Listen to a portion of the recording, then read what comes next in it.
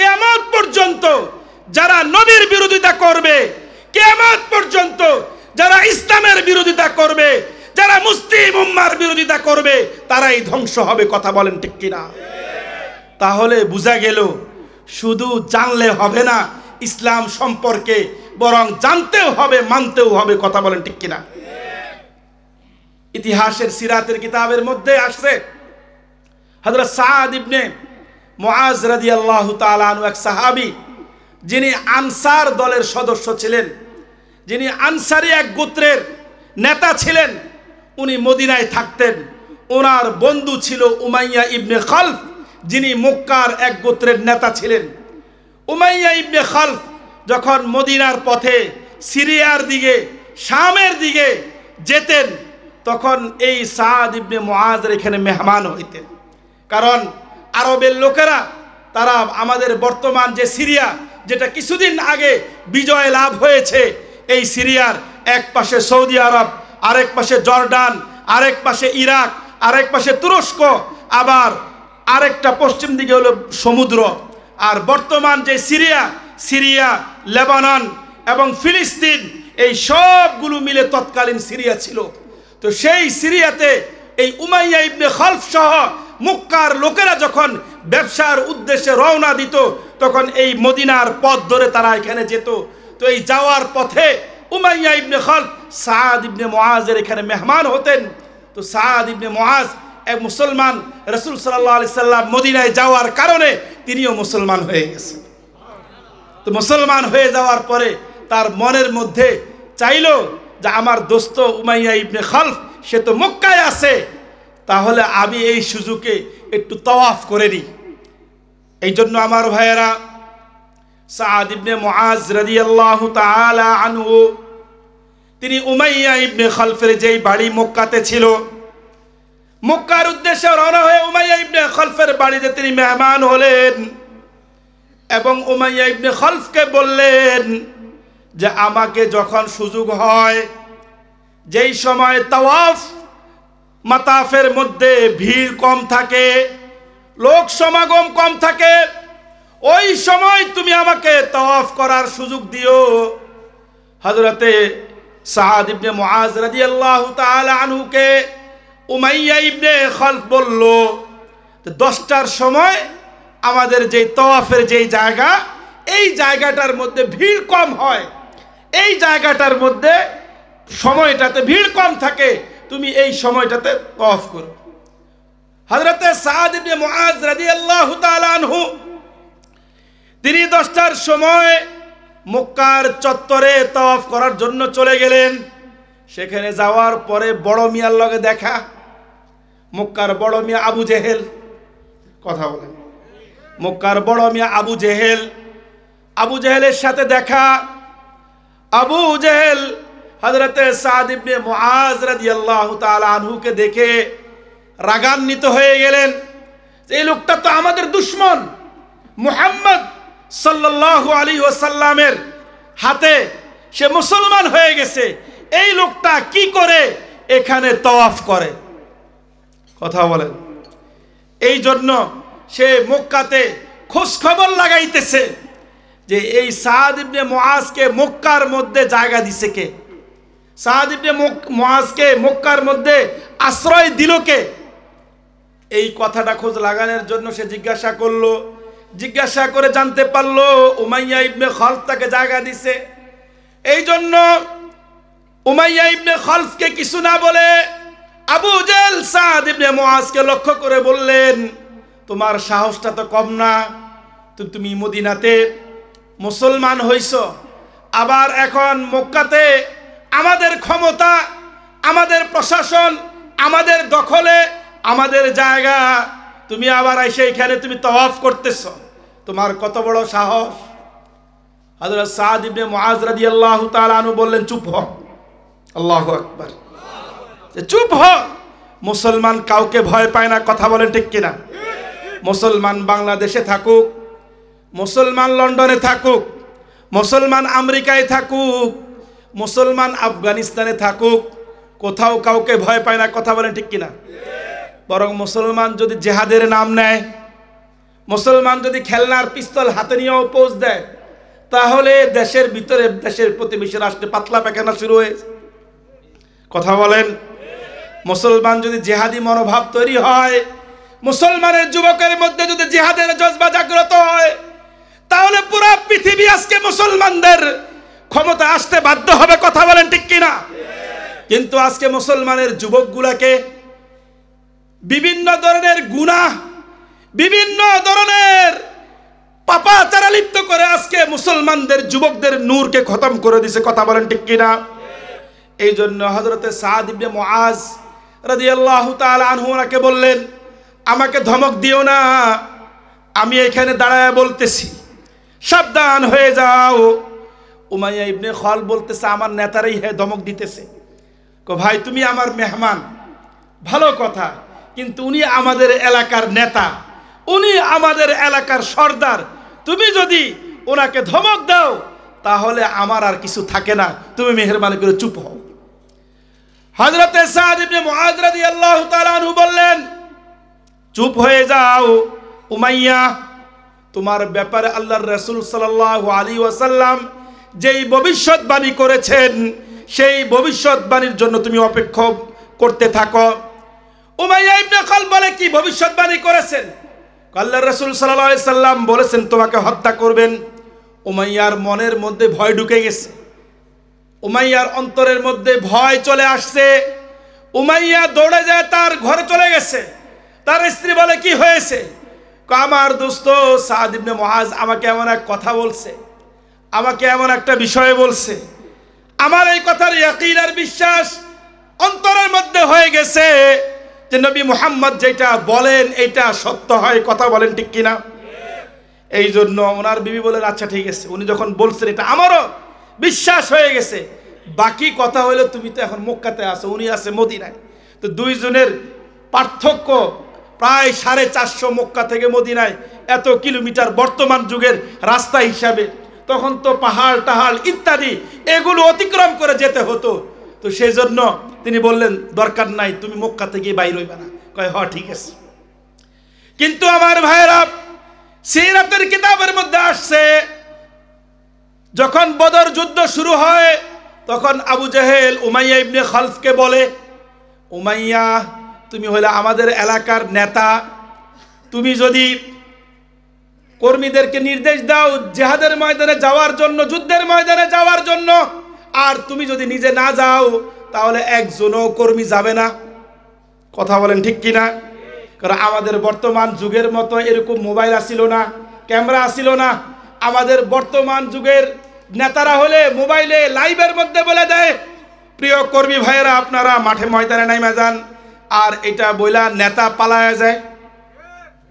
কথা বলেন, নেতা পলায়া যায় আর কর্মী মাঠের মধ্যে মাইর খাই, আসে না নাই? কথা বলেন, আসে না নাই? তো ওই যুগে আমাদের এরকম মোবাইলও আসিল না যে নেতারা মোবাইলের মাধ্যমে কর্মীদেরকে বইলা দিবে যে তোমরা মাঠে নেমে যাও আর আমি পলায় যাই। এই জন্য আবু জেহেল বললো, একটা কাজ করো, আমার বুদ্ধি আসছে। কয় কি বুদ্ধি? আমার বুদ্ধি হইল যে তুমি কম পক্ষে অর্ধেক রাস্তা যাও, যে আমি তোমাদের সাথে যাচ্ছি, বাস তোমরাও চলো, তাহলে তোমার দেখা দেখি যত নেতা আছে তারাও আমাদের সাথে যাবে, যত এলাকার লোক আছে তারাও আমাদের সাথে যাবে। তো উমাইয়া ইবনে খালদ বলল, হ্যাঁ ঠিক আছে, এটা করা যায়। তো উমাইয়া ইবনে খালদ আবু জেহেলের কথায় বের হবে, স্ত্রী তাকে বলল, কি আপনার বন্ধু সাদ ইবনে মুআজের কথা কি আপনার মনে নাই? কয় মনে তো আছে, তবে একটা বুদ্ধি করছি। কয় কি বুদ্ধি করছেন? কয় আধা রাস্তায় যাব, যায় ফেরত চলে আসব। তো ওনার বিবি বলতেছে, আচ্ছা ঠিক আছে, এটা যদি হয় তাহলে আপনি যান। উমাইয়া ইবনে খালদ আবু জেহেলের সাথে রাস্তায় যখন বের হয়ে গেছে, অর্ধেক রাস্তায় যখন গেছে, তখন মনের মধ্যে এই জ্বালা আসছে যে এখন যদি আমি ফেরত চলে যাই তাহলে বলবে এটা কেমন নেতা, এটা কেমন গোত্রের সর্দার, আমাদেরকে মাঝপথে রেখে পলায়ে গেছে। কথা বলেন, এরকম নেতা বাংলাদেশে আছে না নাই? এরকম নেতা বাংলাদেশে পলাইছে, এরকম নেতা আছে না নাই? নেতা থাকে লন্ডনে, কর্মী থাকে বাংলাদেশে, ফেসবুকের মধ্যে বিফিং চলে, আসে না নাই? এরকম নেতা আমাদের হইলে দেশও শেষ, নেতাও শেষ, দলও শেষ। কথা বলেন ঠিক কিনা? এই জন্য আইয়ামে জাহেলিয়াতের যুগে উমাইয়া ইবনে খালফ মুশরিক হইতে পারে, কিন্তু এরকম আমাদের বর্তমান যুগের নেতার মতো না। কথা বলেন ঠিক কিনা? এই জন্য উমাইয়া ইবনে খালফ বলেন, ভাই যখন বের হয়ে আসছি তখন আর যাই হোক আমার আর ফেরত যাওয়ার কোনো সুযোগ নাই। বাস উমাইয়া ইবনে খালফ চলে গেছেন আর বদরের প্রান্তরে নিহত হয়েছেন। কথা বলেন ঠিক কিনা? তো এখানে আপনাদেরকে বোঝানোর বিষয় হলো উমাইয়া ইবনে খালফ এবং তার স্ত্রী নবীর কথা জানতো কিন্তু মানতো না। কথা বলেন ঠিক কিনা? এই জন্য আমরা যদি এই কথা জানি, এই কথা বুঝি যে তিনি যে দিন নিয়ে আসছেন এটা সত্য, তিনি যে কিতাব নিয়ে আসছেন এটা সত্য, তিনি যে আসছেন এটা সত্য, এটা শুধু জানলাম মানলাম না, তাহলে উমাইয়া ইবনে খালফের যেই পরিণতি হয়েছে আমাদেরও সেই পরিণতি হবে। কথা বলেন ঠিক কিনা? এই জন্য উম্মত হিসাবে আমার আপনার প্রথম দায়িত্ব, আমার আপনার প্রথম কর্তব্য হচ্ছে রাসূল সাল্লাল্লাহু আলাইহি ওয়াসাল্লাম যে শরীয়ত নিয়ে আসছেন, যেই দিন নিয়ে আসছেন, এটাকে মনে প্রাণে জানা এবং মানা। কথা বলেন ঠিক কিনা? 2 নাম্বার উম্মত হিসাবে আমার আপনার দায়িত্ব হচ্ছে রাসূলকে ভালোবাসা। কথা বলেন, রাসূলকে ভালোবাসা। এক সাহাবী জিজ্ঞাসা করছেন, হে আল্লাহর রাসূল, মাতা সাআহ, কিয়ামত কবে? আল্লাহর রাসূল বলেন, মা আদাত্তা লাহা, তুমি এই কিয়ামতের জন্য কি প্রস্তুতি গ্রহণ করেছো? আল্লাহর রাসূল, আমি তেমন একটা প্রস্তুতি গ্রহণ করি নাই, তবে আমার দিলের মধ্যে আল্লাহ এবং তার রাসূলকে আমি সবচাইতে বেশি ভালোবাসি। আল্লাহর রাসূল সাল্লাল্লাহু আলাইহি সাল্লাম বলেন, আল মারউ মা মান আহাব্বা, যে যাকে ভালোবাসবে সে তার সাথে থাকবে। কথা বলেন, যে দলকে ভালোবাসবে সে দলের সাথে থাকবে, যে গানকে ভালোবাসবে সে গানের সাথে থাকবে, যে গুনার কাজকে ভালোবাসবে সে গুনার কাজের সাথে থাকবে। কথা বলেন, যে আলেম ওলামাদেরকে ভালোবাসবে সে আলেমদের সাথে থাকবে, যে মাহফিলকে ভালোবাসবে ওই মাহফিলের মধ্যে তার রেকর্ড হয়ে যাবে। কথা বলেন, যে মাদ্রাসাকে ভালোবাসবে সে মাদ্রাসার আলেমদের সাথে থাকবে। কথা বলেন ঠিক কিনা? যে আল্লাহ ওয়ালাদেরকে ভালোবাসবে সে আল্লাহ ওয়ালাদের সাথে থাকবে। কথা বলেন ঠিক কিনা? যে আলেম ওলামাদের বিরুদ্ধে অবস্থান করবে সে তাদের সাথেই থাকবে। কথা বলেন ঠিক কিনা? এই জন্য আমার ভাইয়েরা, উম্মত হিসাবে আমার আপনার উপরে দ্বিতীয় হক হচ্ছে রাসূলকে ভালোবাসা। আল্লাহর রাসূল সাল্লাল্লাহু আলাইহি ওয়াসাল্লামের সাহাবী হযরত আনাস ইবনে মালিক রাদিয়াল্লাহু তাআলা আনহু তিনি বলেন, লা ইউমিনু আহাদুকুম হাত্তা আকুনা হাব্বা ইলাইহি মিন ওয়ালিদিহি ওয়া ওয়ালাদিহি ওয়ান নাসি আজমাইন, তোমাদের কেউ ততক্ষণ পর্যন্ত প্রকৃত ঈমানদার হতে পারবে না যতক্ষণ পর্যন্ত তার কাছে তার পিতামাতা, তার সন্তান সন্ততি, এমনকি দুনিয়ার সকল মানুষের চাইতেও আল্লাহ এবং তার রাসূলের ভালোবাসা বেশি না হবে। কথা বলেন ঠিক কিনা? এই জন্য আমার আপনার মধ্যে আল্লাহর রাসূলের ভালোবাসা বেশি নাকি অন্য কোনো ভালোবাসা আছে, এটা বুঝার যাবে কিভাবে?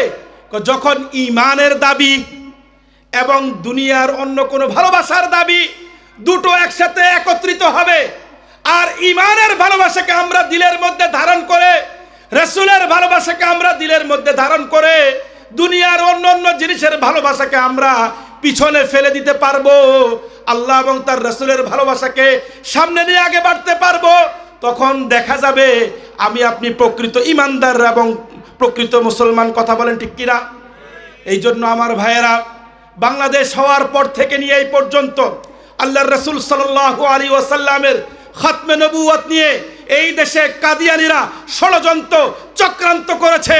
আল্লাহর রাসূল সাল্লাল্লাহু আলাইহি ওয়াসাল্লামের ইজ্জত নিয়ে এই দেশে নাস্তিক মুরতাদ বেঈমানেরা ষড়যন্ত্র চক্রান্ত করেছে, ব্লগ লিখেছে, কন্টেন্ট তৈরি করেছে, ইউটিউবে বক্তব্য দিয়েছে।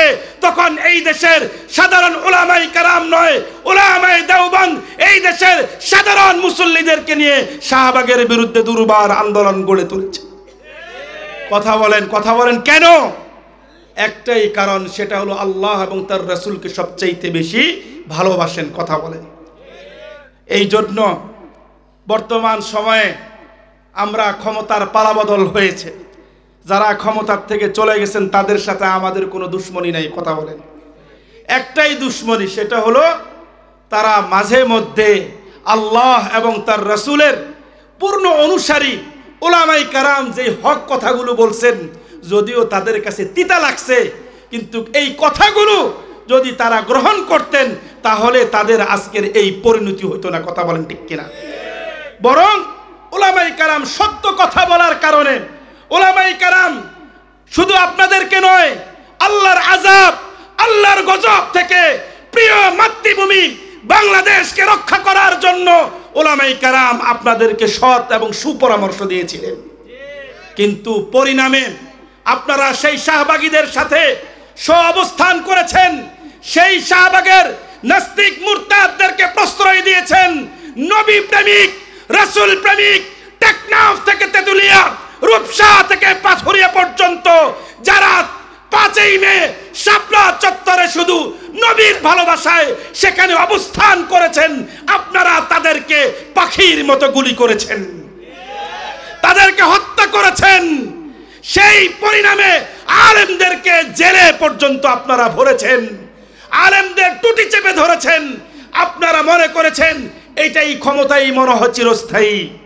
কিন্তু আমার ভাইয়েরা, আল্লাহ এবং তার রাসূলের ভালোবাসা নিয়ে যারা আমাদের সাথে ছল চাতুরি করবে, আমরা তাদের কারোর সাথে নাই। কথা বলেন ঠিক কিনা? অতএব যারা পিছনে চলে গেছেন তাদের নিয়ে আমাদের কোনো কথা নাই। তবে যারা সামনে আসবেন, কে আসবেন জানি না। আমাদের আগামী নির্বাচনে এই ইশতেহারের মধ্যে এটা থাকতে হবে যে রাসূলের ভালোবাসা বিরুদ্ধে যারা অবস্থান গ্রহণ করবে আমরা তাদের সাথে নাই। কথা বলেন ঠিক কিনা? এই জন্য আমার ভাইয়েরা, দুনিয়াবি ভালোবাসার দাবি আর রাসূলের ভালোবাসার দাবি, দুটো বিষয় যখন একসাথে জমা হবে তখন আল্লাহ এবং তার রাসূলের ভালোবাসাকে প্রাধান্য দিতে হবে। সাহাবায়ে কেরাম রিদওয়ানুল্লাহি তাআলা আলাইহিম আজমাইন আমাদেরকে দেখায় গেছেন। হযরত আবু বকর সিদ্দিক রাদিয়াল্লাহু তাআলা আনহুর নাম আপনারা শুনেন নাই? কথা বলে শুনছেন? হযরত আবু বকর সিদ্দিক রাদিয়াল্লাহু তাআলা আনহু বদর যুদ্ধে রাসূল সাল্লাল্লাহু আলাইহি ওয়াসাল্লামের যেই ক্যাম্প বানানো হয়েছিল যে রাসূল এই ঝুপড়ির মধ্যে থাকবেন, 313 জন সাহাবায়ে কেরাম যারা যুদ্ধের ময়দানে ফেরেশতাদের সাথে থেকে কাফেরদের বিরুদ্ধে লড়াই করবেন, তারা রাসূল সাল্লাল্লাহু আলাইহি ওয়াসাল্লাম থেকে বিভিন্ন পরামর্শ নেবেন। হযরত আবু বকর সিদ্দিক রাদিয়াল্লাহু তাআলা আনহুর ছেলে হযরত আব্দুর রহমান ইবনে আবি বকর, তিনি সেই সময় মুসলমান হন নাই। উনি বলেন, আব্বা জান, বদরের যুদ্ধে এমনও সময় গেছে যে আপনি আমার সামনে চলে আসছেন, আমি ইচ্ছা করলে আপনার গর্দান তখন ফালাই দিতে পারতাম, আমার সুযোগ ছিল, আমি ইচ্ছা করলে আপনাকে হত্যা করে ফেলতে পারতাম। কিন্তু আব্বা জান, শুধুমাত্র আপনি আমার পিতা, আপনি আমার বাবা, এই মায়া, এই মোহাব্বতে আমি আপনাকে হত্যা করি নাই। জিন্দেগিতে আর কোনো কিছু জুটবে না। কথা বলেন ঠিক কিনা? এই জন্য আমার ভাইয়েরা, উম্মত হিসাবে আমাদের 2 নাম্বার হক হলো রাসূলকে ভালোবাসা। 3 নাম্বার উম্মত হিসাবে আমার আপনার উপর হক হচ্ছে রাসূলের অনুসরণ করা, রাসূলের ইত্তেবা করা। আমার আপনার ব্যক্তি জীবন, পারিবারিক জীবন, সামাজিক জীবন, রাষ্ট্রীয় জীবন, জীবনের প্রত্যেকটা ক্ষেত্রে আল্লাহ এবং তার রাসূলের অনুকরণ করতে হবে। কথা বলেন ঠিক কিনা? আজকে দেখা যায় আমাদের জিন্দেগির মধ্যে হাতে গোনা আজকে মুসলমানের ব্যবসা বাণিজ্য, চাকরি বাকরি, মুআমালাত, মুআশারাত কোনোটাই আল্লাহ এবং তার রাসূলের তরিকা অনুযায়ী নেই। কথা বলেন। আজকে আমাদের পোশাক, আজকে আমাদের চেহারা, আজকে আমাদের ওয়াজাকাতা, আজকে আমাদের পোশাক পরিচ্ছদ দেখা যায় বিভিন্ন নায়ক নায়িকার স্টাইলে। কথা বলেন। বিভিন্ন খেলোয়াড়ের স্টাইলে। কেন? কারণ আমি মনে করি এই অনুসরণ, এই অনুকরণ আমার কাছে ভালো লাগে। আমার ভাইয়েরা, পরিষ্কার করে বলে যাই, যদি আমি আপনি নবীকে ভালোবাসি, যদি আমি আপনি নবীকে মহব্বত করি, তাহলে আমার আপনার বাহ্যিক পরিবর্তন মাধ্যমে পরিপূর্ণ ইত্তেবা, পরিপূর্ণ অনুসরণ আমাকে আপনাকে করতে হবে। কথা বলেন ঠিক কিনা? হযরতে সাহাবায়ে কেরাম হযরত উসমান ইবনে আফফান রাদিয়াল্লাহু তাআলা আনহু, নাম শুনেছেন? হযরতে জিন্নুরাইন, যার উপাধি হুজুর সাল্লাল্লাহু আলাইহি ওয়াসাল্লামের দুই মেয়ে যার কাছে বিবাহ দিয়েছেন। হযরত উসমান রাদিয়াল্লাহু তাআলা আনহু সুলহ হুদাইবিয়ার সময় হযরত উসমান রাদিয়াল্লাহু তাআলা আনহুকে মুসলমানদের পক্ষ থেকে প্রতিনিধি হিসাবে মক্কায় প্রেরণ করা হয়, যে তুমি যে আমাদের পক্ষ থেকে দূত হিসাবে তাদের সাথে আলাপ আলোচনা করবা। হযরত উসমান রাদিয়াল্লাহু তাআলা আনহু মক্কার সম্ভ্রান্ত বংশের লোক ছিলেন। ওনার চাচাতো ভাইয়ের ঘরে গিয়ে উনি উঠেছেন।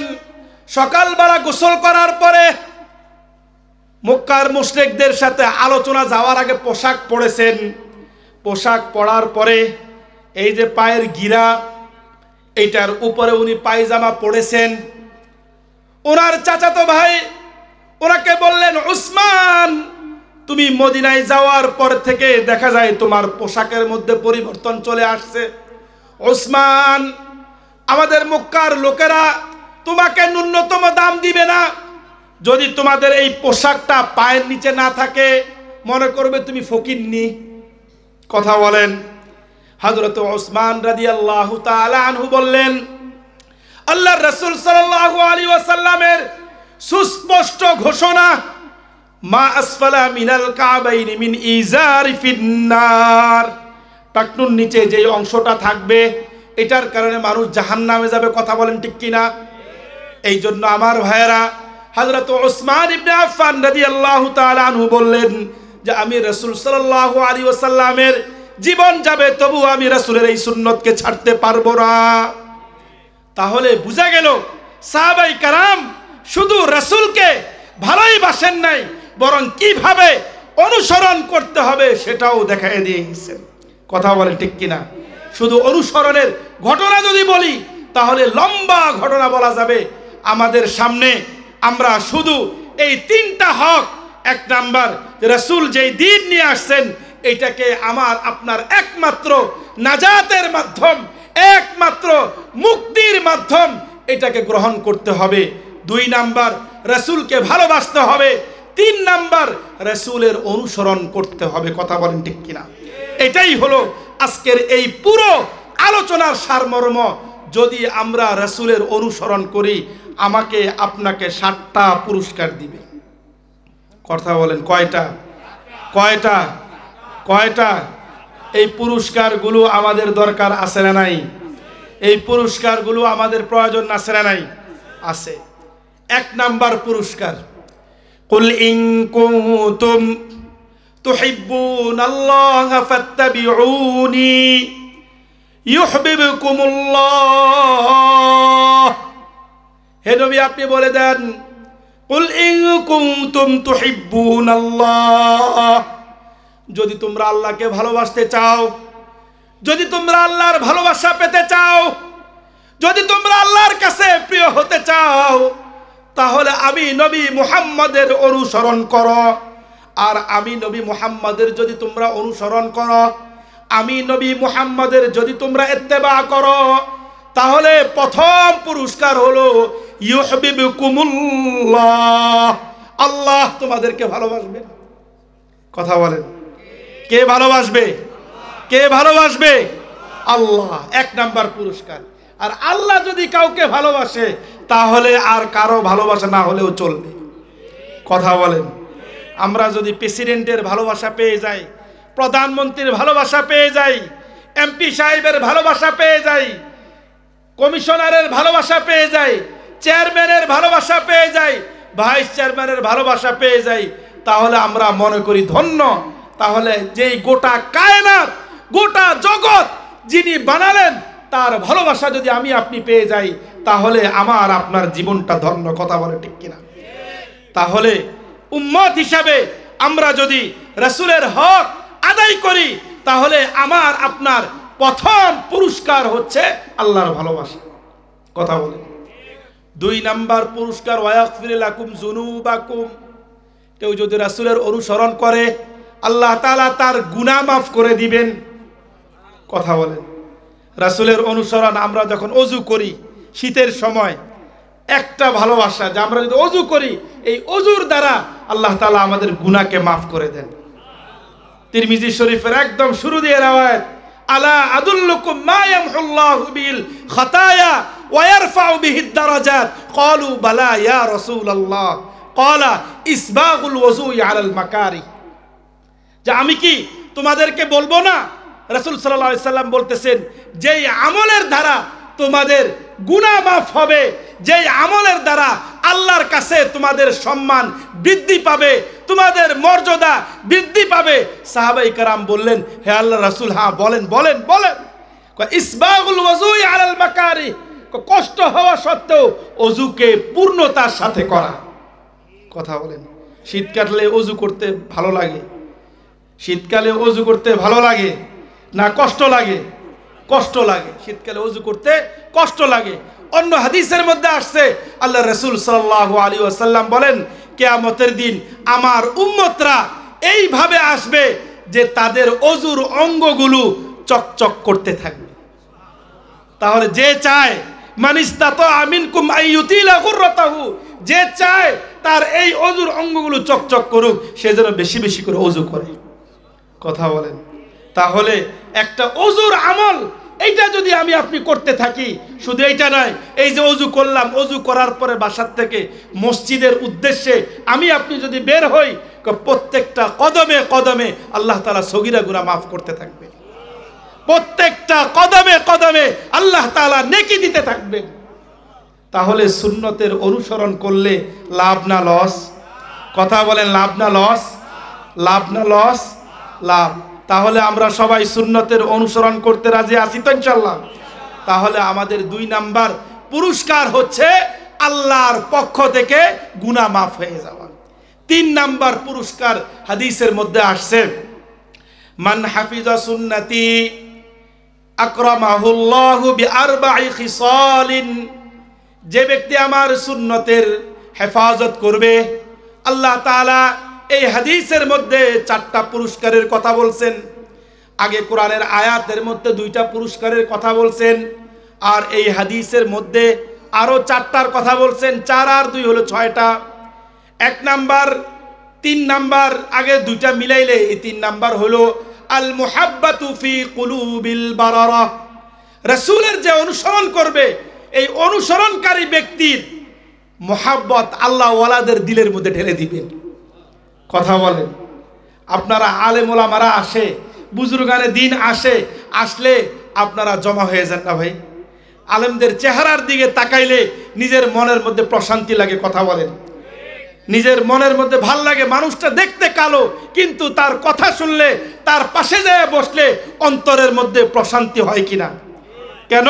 কারণ আল মুহাব্বাতু ফি কুলুবিল বারারা, যে সুন্নতের অনুসরণ করবে তার দিলের মধ্যে, তার অন্তরের মধ্যে ভালোবাসা দেন কে? আর একটু আওয়াজ দিয়ে বলেন, ভালোবাসা দেন কে? আল্লাহ। আল্লাহ ভালোবাসা দান করেন। 4 নাম্বার পুরস্কার আল হাইবাতু ফি কুলুবিল ফাজারা, যে রাসূলের সুন্নতের অনুসরণ করবে তার জন্য 4 নাম্বার পুরস্কার হলো বদকার লোকের মধ্যে ভয় ঢুকায় দিবে।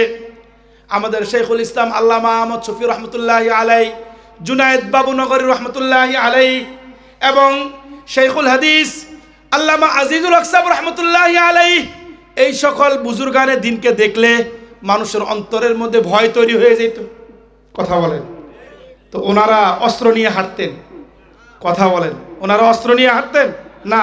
এটা হলো সুন্নতের, কোরআন সুন্নাহ অনুযায়ী চলার কারণে আল্লাহ তাআলা তাদের দিলের মধ্যে, এই ধরনের দুশমনদের দিলের মধ্যে ভয় ঢুকায় দেন। কথা বলেন ঠিক কিনা? তাহলে 4 নাম্বার পুরস্কার হলো তাদের দিলের মধ্যে, দুশমনের দিলের মধ্যে, ফাসিক লোকদের দিলের মধ্যে ভয় ঢুকায় দেওয়া। 5 নাম্বার পুরস্কার হলো আসিয়াতু ফির রিজক, রিজিকের মধ্যে প্রশস্ততা দান করবেন। 6 নাম্বার আসিকাতু বিদ্দিন, দিনের মধ্যে অটল অবিচলতা দান করবেন। এবং 7 নাম্বার মান আহাব্বা সুন্নতি ফাকাদ আহাব্বানি ওয়া মান আহাব্বানি কানা মাই ফিল জান্নাহ, যে আমার সুন্নতকে ভালোবাসবে সে আমাকে ভালোবাসলো, যে আমাকে ভালোবাসবে সে আমার সাথে জান্নাতে থাকবে। তাহলে আমরা এই 7টা পুরস্কার নিতে সবাই রাজি আছি তো ইনশাআল্লাহ? তাহলে আমার ভাইয়েরা, আপনাদের কাছে আমার উদাত্ত আহ্বান থাকবে, উম্মত হিসেবে আমরা আমাদের জিন্দেগির প্রত্যেকটা ক্ষেত্রে রাসূলের সুন্নত অনুযায়ী আমাদের জিন্দেগিকে গঠন করতে আমরা রাজি আছি তো ইনশাআল্লাহ। আর এই সুন্নত শিখানোর প্রাণ কেন্দ্র হলো শেখ আব্দুল মুমিন রহমতুল্লাহি আলাইহির মতো যে সকল নুরানি দাওরা হাদিস সহ যে সকল মাদ্রাসা আছে, এগুলো হলো সুন্নত শিখানোর, দ্বীন শিখানোর প্রাণ কেন্দ্র। কথা বলেন ঠিক কিনা? এই জন্য আমরা স্কুল বিরোধী না, আমরা আমাদের সন্তানদেরকে ডাক্তার বানাইতে চাই, ইঞ্জিনিয়ার বানাইতে চাই, প্রফেসর বানাইতে চাই, বৈজ্ঞানিক বানাইতে চাই। তবে 3টা বছর নুরানি মাদ্রাসায় আমাদের ছেলেগুলাকে পড়ায় নিলে এই ছেলেগুলা জীবনে কোনোদিন নাস্তিক মুরতাদ হবে না। কথা বলেন, জীবনে কোনোদিন বেঈমান হবে না, বরং শুধু বাংলাদেশে নয়, বিশ্বের যেই প্রান্তে যাবে কোরআনের কথা বলবে, হাদিসের কথা বলবে। এই জন্য আমরা এই ধরনের নাগরিক চাই কি না? চাই। তাহলে বাস আমরা আমাদের এই সন্তানগুলোকে এই মাদ্রাসার সাথে আজীবন সম্পর্ক রাখার আল্লাহ রাব্বুল আলামিন আমাদের সকলকে তৌফিক দান করেন। আমিন। ওয়া আখিরু দাওয়ানা আলহামদুলিল্লাহি রাব্বিল আলামিন।